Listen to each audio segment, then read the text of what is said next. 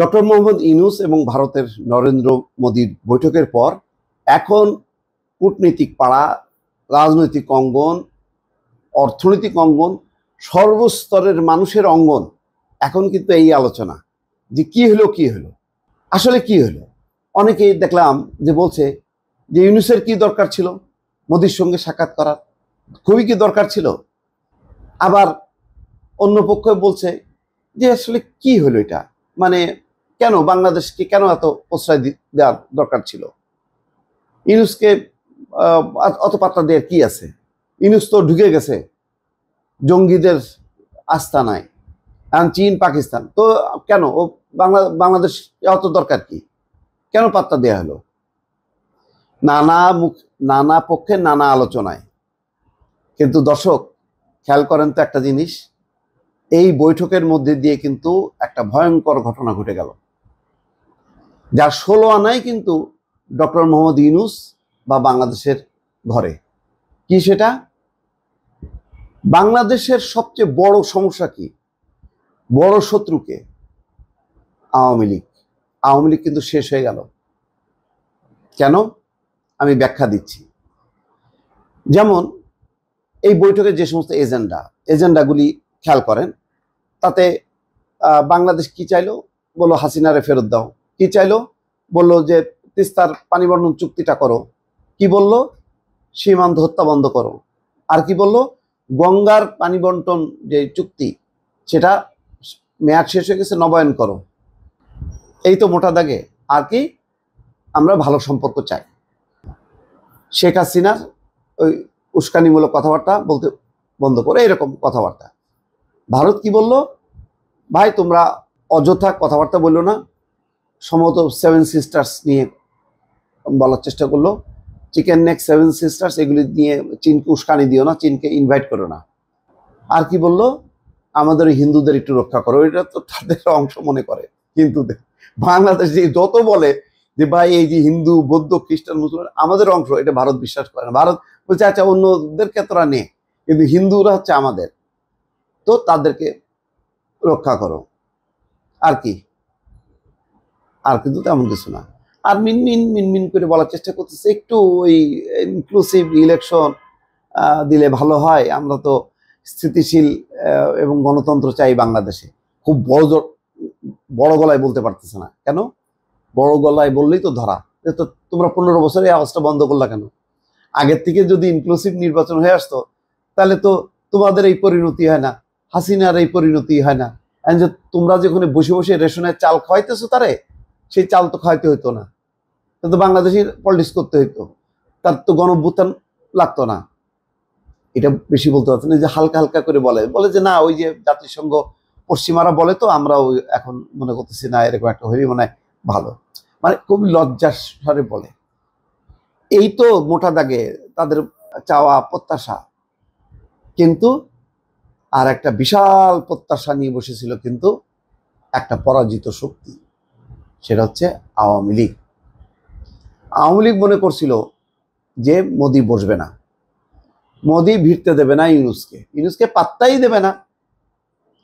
আর ইউনূস যদি দেখাও হয়, বলে এই তুমি কে, তুমি তো নির্বাচিত না, তুমি যে পদত্যাগ করো, আমরা নির্বাচিত সরকার ছাড়া বসবো না। খুব আশায় ছিল একটা নির্বাচন হবে, নির্বাচন হলে আওয়ামী লীগ ফুরুস করে ঢুকাই দেবে, মোদি ধমক দিবে, যাই আওয়ামী লীগ ইলেকশন করবে, তার পূর্ণ সিকিউরিটি দাও, কোনো ডিস্টার্ব করবে না, ডিস্টার্ব করলে কিন্তু খবর আছে।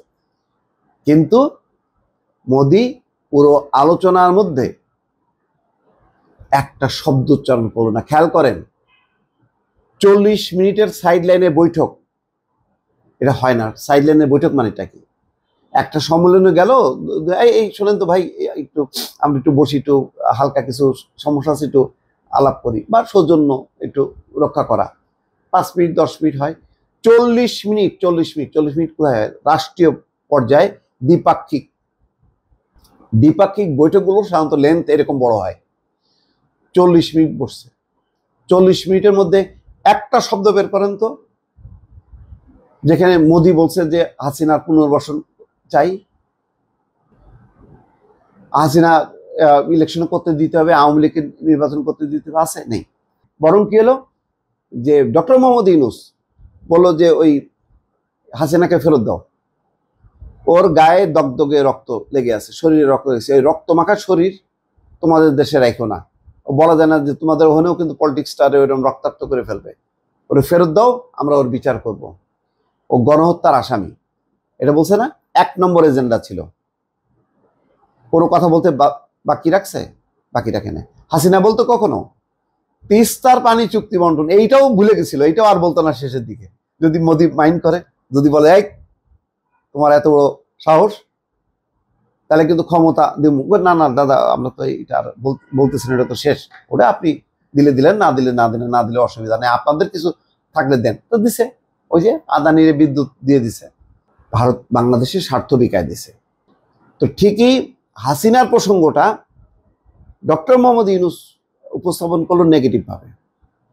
আর এই যে মোদির উপর এত ভরসা, 15 বছর ধরে ঝুলে থাকলো ভারতের, হয় কংগ্রেস আসুক, বিজেপি থাকুক, যেই আসুক না কেন, আমাদেরকে ক্ষমতায় রাখবেই, আমাদের কোনো চিন্তা নেই। বলতো না ওবায়দুল কাদের, তলে তলে, হ্যাঁ তলে তলে সব ঠিক হয়ে গেছে, ওয়াশিংটনে তলে তলে নাকি সব ঠিক হয়ে গেছে। এরা তো তলে তলে না, একেবারে তল দিয়ে, মানে আর মুখ খারাপ করলাম না, এগুলি আমি কখনো বলতে অভ্যস্তও না। যাই হোক, মানে তারা এমন ভাবে ছিল যে সব দিল্লি করে দেবে, মোদি করে দেবে। কতক্ষণ করলো? যতক্ষণ তোমার দরকার তুমি ক্ষমতা রাখতে পারছো। যখন রাখতে পারো নাই, শুধু আশ্রয় দিয়ে রাখছে যে ভাই আমাদের পক্ষে কেউ তোমরা দালালি করলে তোমাদেরকে আশ্রয় দেবো, এইটুক, কিন্তু এরপর আর না। রেশনের চাল খাও, চাল ডাল আটা যা যা আছে সেগুলি খেয়ে মানে বেঁচে থাকো আর কি, পরে আবার যদি কখনো কাজে লাগে আর কি। এগুলো থাকে, কিছু উচ্ছিষ্ট মাল রেখে দেয়, সবাই রাখে এরকম। দেখবেন আর টিসিবির গোদামে দেখবেন যে ওই 10-20 বছরের পুরনো বস্তার কিছু চালও ছুঁয়ে দেয় আর কি, রেখে দেয়, কখন কি কাজে লাগে। তো হাসিনারে রেখে দিচ্ছে আর কি, ওইরকম পুরনো বস্তার চাল হিসাবে রেখে দিচ্ছে আর কি, যদি কখনো কাজে লাগে আর কি। কথা হলো যে দেখবেন যে এই বৈঠকের পর আওয়ামী লীগের মুখে হাসি নাই। হাসিনা আওয়ামী লীগের মাথার মধ্যে বাজ পড়ছে, হাই হাই কি হলো, একটা কথা উচ্চারণ করলো না। অথচ তারা শেষ মুহূর্ত পর্যন্ত খুব আশায় ছিল যে মোদি ইউনূসকে ডাকবে না, ইউনূসকে স্বীকৃতি দেবে না। আচ্ছা, বাংলাদেশে কি লাভ হলো? দেখেন, আওয়ামী লীগের তো কোনো কিছুই নাই, সব শেষ, একটা কথা উচ্চারণ করলো না। এবং তারা মনে করছিল বৈঠক হবে না। বৈঠক হয়েছে, বৈঠক হওয়ার মধ্য দিয়ে অনেকে মনে করতেছেন যে ইউনূস কেন এরকম এত বই দিতে গেল, মাফ করবেন, ছবি দিতে গেল, এত 10 বছরের পুরনো একটা ছবি দিল কেন, কেন বৈঠকের জন্য এত মানে চিঠি লিখতে গেল। এটা হলো ইউনূস ডিপ্লোমেসি। ইউনূস ডিপ্লোমেসিতে আওয়ামী লীগ তো আউট, মোদিও কিন্তু কুপকার হয়ে গেল। সে বসায় ছাড়লো, দেখালো যে না, আমার সাথেও তোমার মিটিং করতে হবে। হইছে, আগামী 2 বছর বিমস্টেকের প্রধান ডক্টর মোহাম্মদ ইউনূস, এই 2 বছর ঘুরে বেড়াবে তিনি সভাপতি হিসাবে 7টা দেশে। আর ইউনূসের বক্তৃতা, ইউনূসের কথা, মোদির কথা কেউ শুনে জানে যে একটা জায়গা খারাপ এ করলাম না, ও ব্যবসায়ী, ও নিজের স্বার্থ ছাড়া কিচ্ছু বোঝে না। ওইটা আর ট্রাম্প, এরা হচ্ছে নিজের স্বার্থ, ব্যবসা ছাড়া কিচ্ছু বোঝে না। ইউনূস হচ্ছে গ্লোবাল, বিশ্ব নিয়ে ভাবে। তো ওর বক্তব্য তারে সবাই মন্ত্রমুগ্ধের মতো শোনে। ভারতের মাটিতে ইউনূসের যত ভক্ত আছে, নরেন্দ্র মোদীরও নেই। আমি ইন্টেলেকচুয়ালদের কথা বললাম, ওই সব আম জনতা না, ওই সাম্প্রদায়িক লোকজন না, ইন্টেলেকচুয়াল লোক। ইন্টেলেকচুয়াল ভারতের, তারা ইউনূসের কথা শোনে, মোদির কথা শোনে না। তো বসায় ছাড়লো। তাহলে কি হলো? 1 সপ্তাহের মধ্যে চীনের প্রেসিডেন্ট বসলো, ভারতের প্রধানমন্ত্রী বসলো। সারা বিশ্ব কি দেখলো? ইউনূসের সঙ্গে সবাই বৈঠক করে। তো ডক্টর ইউনূসের তো বৈধতা হয়ে গেল। তো আগে বলছিল না যে নির্বাচিত সরকার আসলে সম্পর্ক স্বাভাবিক হবে এবং নির্বাচিত সরকার ছাড়া তারা আলোচনায় যাবে না।